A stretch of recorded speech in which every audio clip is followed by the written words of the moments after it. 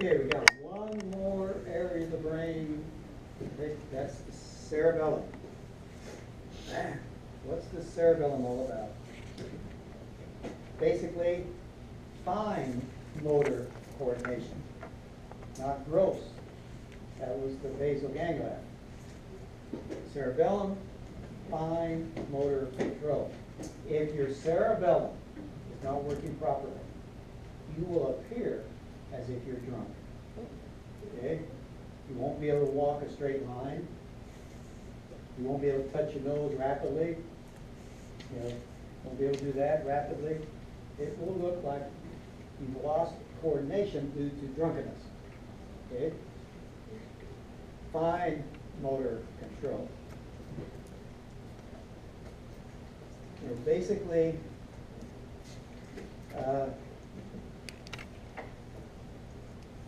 we talked about it's parallel with everything else. So how does the cerebellum work? Okay, well, many times when I'm up here, you notice I grab my pointer and I use it to point things out. Where does that message originate? My cerebrum. Okay? There's a place in, use the pointer, all right? And of course, the cerebrum in the process then is telling all the muscles here what I've got to do to get to this, so to make it work. So all those muscles are contracting because what the cerebrum wants to do. But unknown to you, when the cerebrum tells these muscles to work, it's also relaying the same message to the cerebellum immediately. I mean, it's going out both directions. So now the cerebellum is actually aware that I want to do this. Okay? And also, instantaneously, as the muscles move, the cerebellum is picking up all the messages from the actual muscle contractions through the sensory receptors there. So it is also being able to determine what the muscles are doing and how everything's working together. So it has two pieces of information: the intent and what's actually happening, and it corrects any errors. And there will be errors to correct, obviously, because when the cerebellum doesn't work, you make errors. So if I tried to pick that thing up fast, I wouldn't be able to do it. I'd have to go a lot slower, won't run into this. I'd have to use vision, and vision is really slow feedback compared to the cerebellum and the muscle actions. So the cerebellum puts brakes on things, kind of putting a brake on it and making it coordinated. So, you know, I appear to be very coordinated up here because of the cerebellum, not because of the cerebrum. Okay? Cerebellum. So that's why it's parallel, because it's sitting there receiving messages, so it has to be out here to get all the messages sent to it, and so that it can respond and correct. Okay, so that's the cerebellum. Next in line. We're down now on cranial nerves. We're going to get through the cranial nerves in like 5 minutes. Something like this. Okay, because I'm just going to tell you what you need to do. Okay, the first thing is, that's the base of the brain. You can see the cranial nerves. So you're going to have to identify cranial nerves on models. We got models here, a model there, shows it from a different view. You're going to have to identify most of the cranial nerves on the cadaver. Okay, all that's part of the identification. So when you get these pictures and you line them up, okay? And then you need to be able to answer all the questions that I might ask on the 30%. about the cranial nerves, which includes the number and the name, the number, the function, the foramen, all that stuff, right there at the bottom. Okay?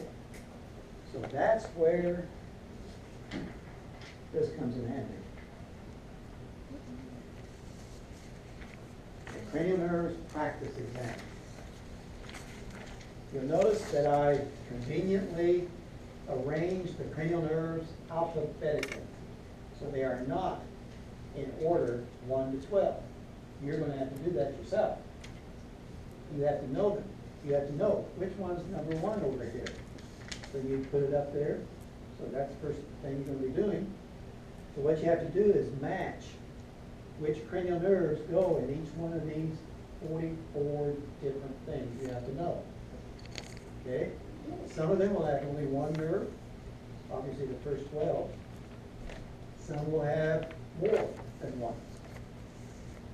Okay? So what you're going to have to do first is figure out the answers. So you need to go through, figure out the answers, and then make a lot of copies here. I wouldn't wait until the Friday before the exam to do this. Okay? A lot of people come to me like the Friday before the exam and saying, okay, is this correct? I wouldn't wait.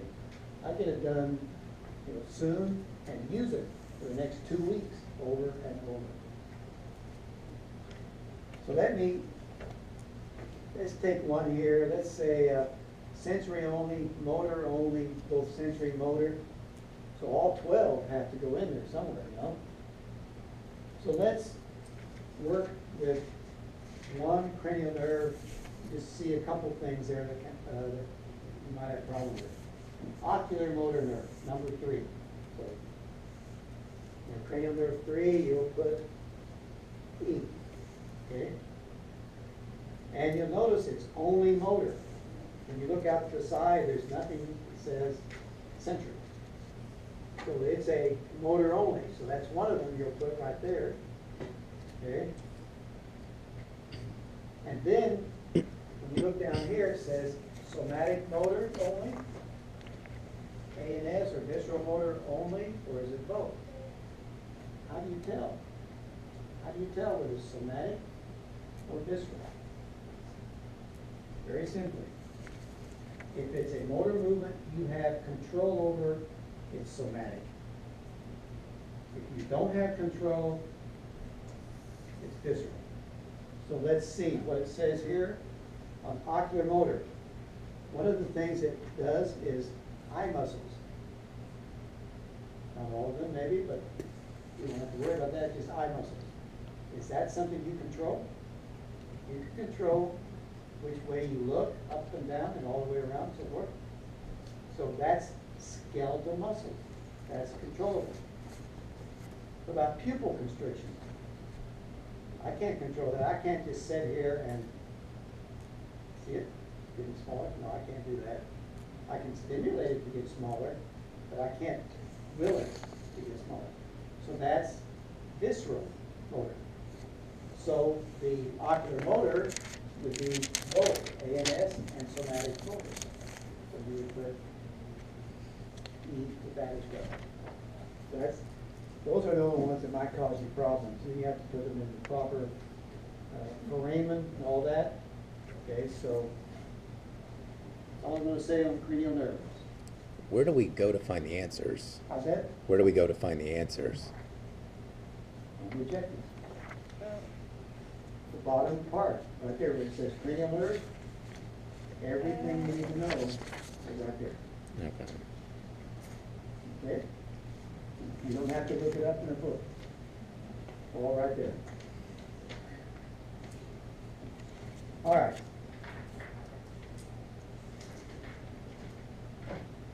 Next thing we're doing is autonomic nervous system.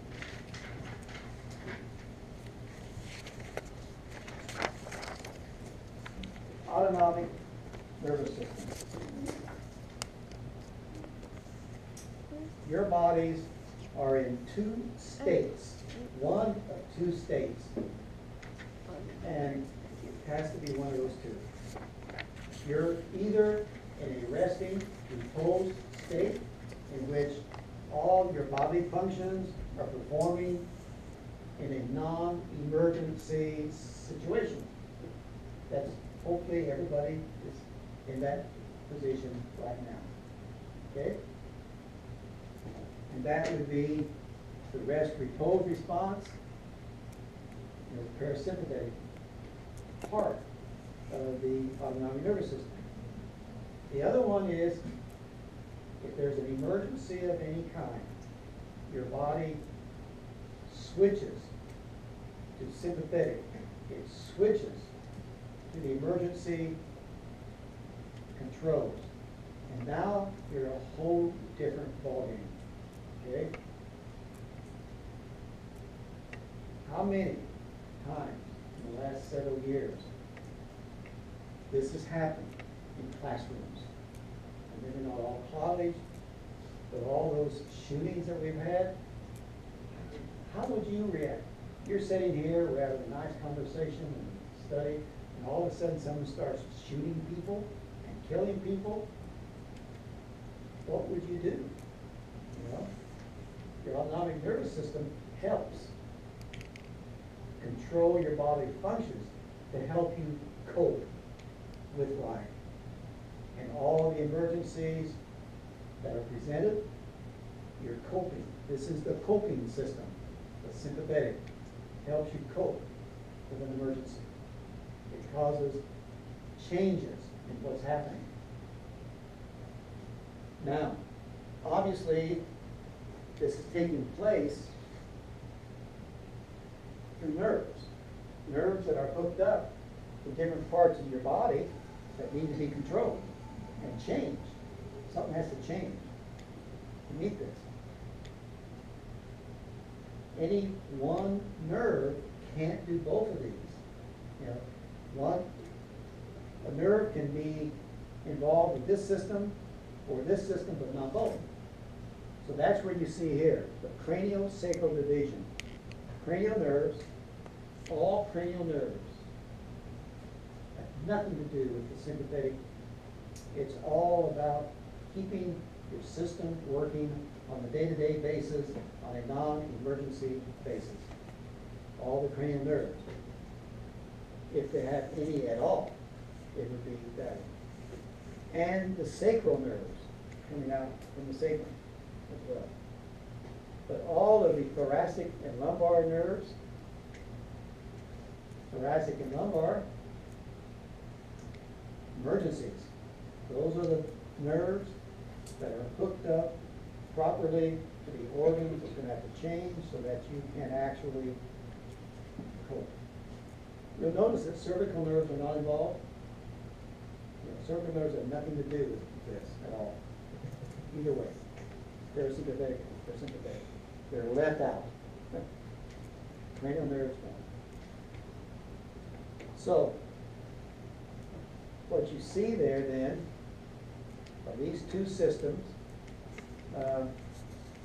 Another thing which I might mention about this system, the somatic motor system involves one neuron. The motor neuron, the cell bodies in the central nervous system, and then the axon goes out to the muscle, and it contracts.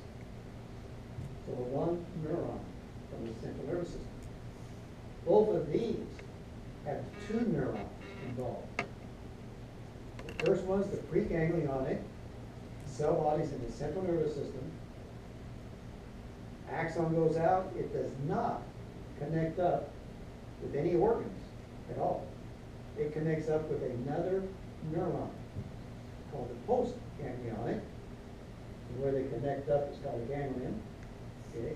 The postganglionic neuron is what hooks up to the organs and causes whatever's going to be affected. Okay? So there are two neurons. So that second neuron, postganglionic neuron, is the only nerve cells in which the cell body is outside the central nervous system, not protected. You know, all the other nerve cell, all the other cell bodies are in the central nervous system, but not this one. There's a couple other differences on the length of the pre-amniotic, post-amniotic. But what I want to do is go over the target organs. Just kind of go through and look at the target organs and see if this makes sense. What the sympathetic does when it's coping. Okay? So, I'm not going to do every target organ, but this covers most of them. So the heart. So you have to understand that for the most part, I told you, but for the most part, the sympathetic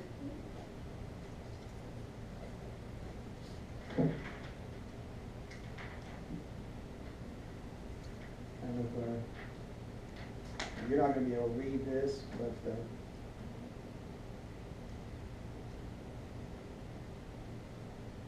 and when you line up the sympathetic and the parasympathetic systems, they're all going to the same organs.